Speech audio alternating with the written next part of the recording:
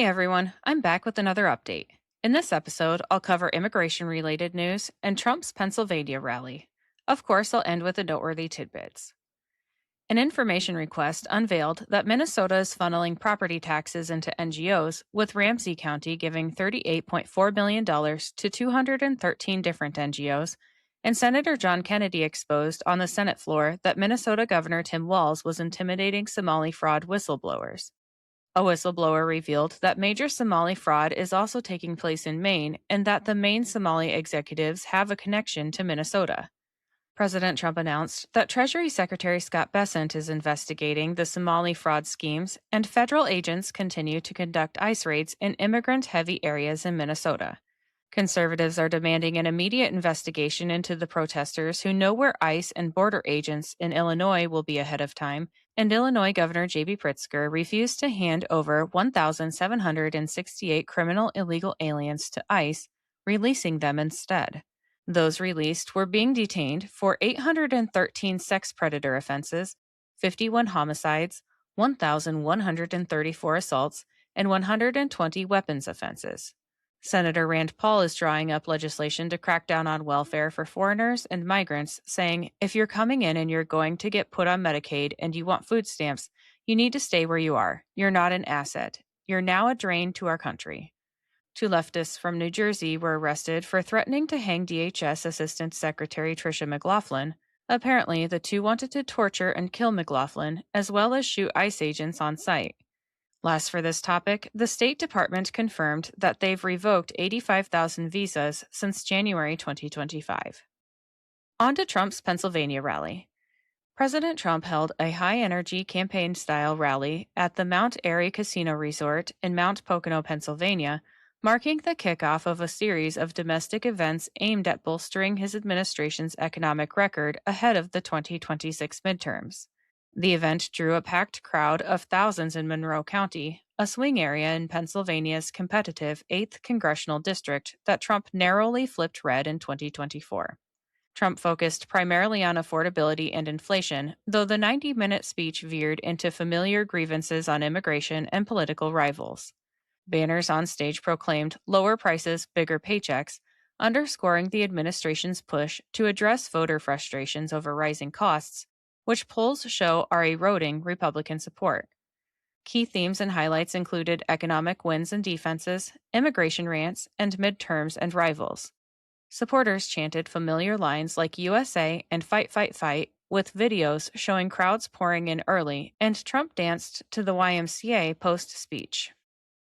Now it's time for the noteworthy tidbits, which are brought to you today by Old Glory. Let me tell you about them quick. Are you looking for a gift for a music lover, or maybe some apparel to show off your quirky side? Old Glory has you covered. With over 300,000 officially licensed items covering music, sports, entertainment, and pop culture, you're guaranteed to find the perfect item. They even have seasonal gear. My husband enjoys the Beatles and Led Zeppelin apparel, and I love the Billy Idol apparel. I even found items for my fellow plant enthusiasts. This family-owned superstore is known for their quality and customer service, offers free standard shipping on all orders, and orders are shipped the same day you purchase. My discount code gives you 15% off your entire order, and it's currently the best deal available. Just visit oldglory.com and enter in my promo code JADE, that's JADE, at checkout. All right, let's get back to the tidbits. A federal court sided with War Secretary Pete Hegseth and upheld the transgender military ban, and Congressman Sri Thanedar announced articles of impeachment against Hegseth.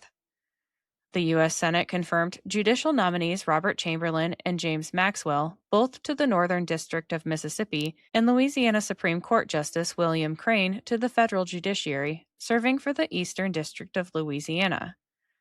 President Trump threatened to pull federal funding from Chicago public transportation after a woman was set on fire on the train by a criminal with 72 prior arrests, and according to the Associated Press, Federal Transit Authority Administrator Mark Molina sent a letter to Mayor Brandon Johnson and Governor J.B. Pritzker demanding the Chicago Transit Authority develop and implement an updated safety plan by December 19th.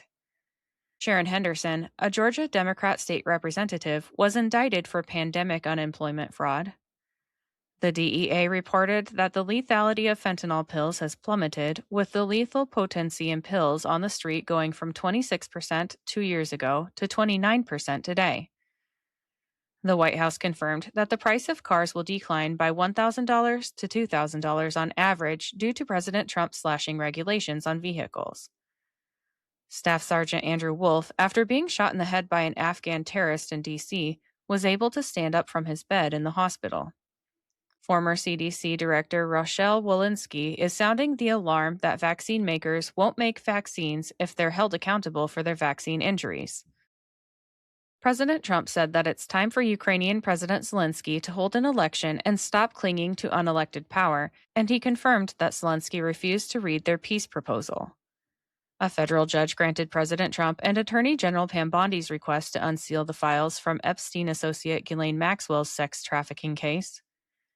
It's been revealed that the VAERS system shows 38,472 deaths reported associated with the COVID-19 vaccine, with 9,252 of those deaths occurring on the day of vaccination or within 1 to 2 days. Assistant Attorney General Harmeet Dillon launched an investigation into Colorado state prisons as Tina Peters is being held in captivity. There are apparently reports of unconstitutional and legally insufficient carceral conditions, and as Dillon pointed out, prisoners still have civil rights.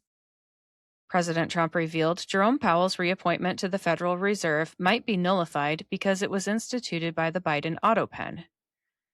The city of Miami's mayorship flipped Democratic for the first time in nearly 30 years, with Eileen Higgins defeating Trump and DeSantis-endorsed Emilio Gonzalez, and Ralph Musilo won the Florida State Senate District 11 special election.